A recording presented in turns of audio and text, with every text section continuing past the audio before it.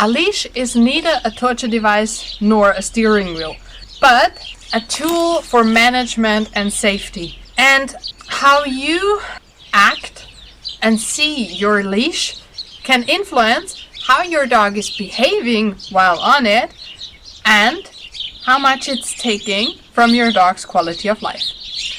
The first thing we have to remember when we use a leash, and to be honest, we do that every day, right? Except if you live like here where there is nothing around. But if you live anywhere near anything, you will use a leash on a regular basis. And to really have your dog behave well on leash, you have to be sure that you do not abuse it. So you do not use it for corrections, you do not use it to drag your dog somewhere, you do not use it to make your dog uncomfortable.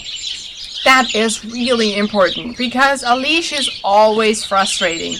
It is restricting the dog's movement, and a movement restriction is frustrating by nature.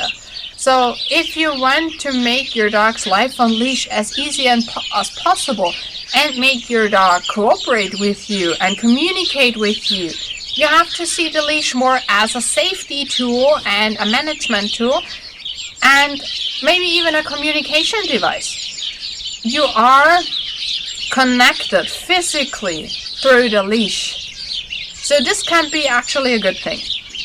And it can help you train things that you're not quite sure of yet.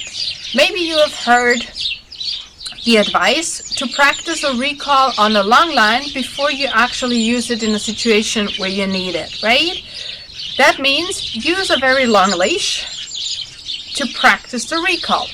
But do not use the leash to pull your dog to you if your dog doesn't listen. Set your dog up for success. Train it in a way as if the dog did not have a leash attached, and only if your dog would run away, you can have the leash to stop him from getting into trouble, right? And for loose leash walking, if you want your dog to walk on a loose leash, lead by example. Loose leash goes both ways. You have to be able to walk on a loose leash before you can teach your dog. So no dragging your dog, no pulling on the leash, no tugging on the leash, no correcting your dog, and no surprising your dog with suddenly changing directions or anything like that. Be fair to your dog. Ask your dog to come with you. There's no need to drag him, right? And if your dog cannot listen to you, he has either not learned that yet, or the situation is too difficult. So you know next time that you have to choose a more easy situation, right? And yes, loose leash walking can be fun. And if you want to know exactly how you can do that, go to the description. There is a course link there that will teach you how to teach your dog loose leash walking. And it's really a fun game to do, and there doesn't have to be any frustrating turning around or stopping or anything like that. And if you want to know why loose leash walking, despite training, just doesn't work and your dog won't get the concept, watch this.